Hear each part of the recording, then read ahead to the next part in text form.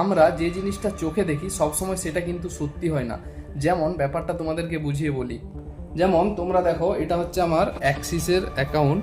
তো এখানে তোমরা যদি দেখো ভালো করে দেখতে পাবে, এখানে দেখো ব্যালেন্সটা শো হচ্ছে 8,05,000-এর মতো। এই জিনিসটা তোমাদের সাথে বেশি পরিমাণে হচ্ছে সোশ্যাল মিডিয়াতে, যে তোমাদের দেখাচ্ছে যে অনেক অনেক টাকা উপার্জন করছে ফেসবুক থেকে, কিন্তু এটা আদৌ সত্যি নয়। তার কারণ যেমনটা আমি দেখালাম, যে দেখো ব্যালেন্স কিন্তু আমি দেখাচ্ছি আমার আছে টোটাল 8 লাখের মতো। তার মধ্যে দেখতে পাচ্ছ, যেটা বলছিলাম প্রথমে, যে চোখে যে জিনিসটা দেখায় সেটা সবসময় সত্যি হয় না।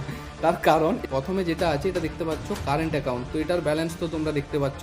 তারপর আছে সেভিংস অ্যাকাউন্ট, এবং এই যে ওভারড্রাফট যে অ্যাকাউন্টটা রয়েছে এটা কিন্তু লোন অ্যাকাউন্ট। তো বেশিরভাগ ক্ষেত্রেই সেটা সবাই দেখাচ্ছে।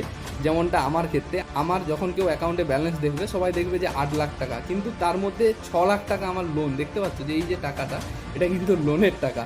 তাই তোমাদেরকে শুধুমাত্র এগুলো বোকা বানানো হচ্ছে। যারা ফুল টাইম ফেসবুকে কাজ করছে বা সারাদিন ফেসবুকের পেছনে লেগেই রয়েছে, কোনো কাজ বাজ বাদ দিয়ে সারাদিন শুধু ফেসবুকের পেছনে লেগে রয়েছে, তারা কিন্তু খুব বোকামি করছে।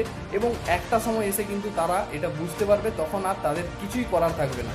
তাই ফেসবুককে ফুল ফোকাস করা বন্ধ করো, এবং ফেসবুক থেকে যে আশা করছো লাখ লাখ টাকা কামাবে, বা অন্য ক্রিয়েটার যে তোমাদেরকে দেখাচ্ছে যে এত টাকা কামিয়েছি, বেশিরভাগটাই কিন্তু ভুয়ো। তাই তুমি তোমার কাজকে আগে গুরুত্ব দেবে, তারপর এই ফেসবুক, হোয়াটসঅ্যাপ এইসবে যাবে। কারণ আমি নিজে একজন ক্রিয়েটার, এবং আমিও কিন্তু সোশ্যাল মিডিয়া থেকে আর্ন করি।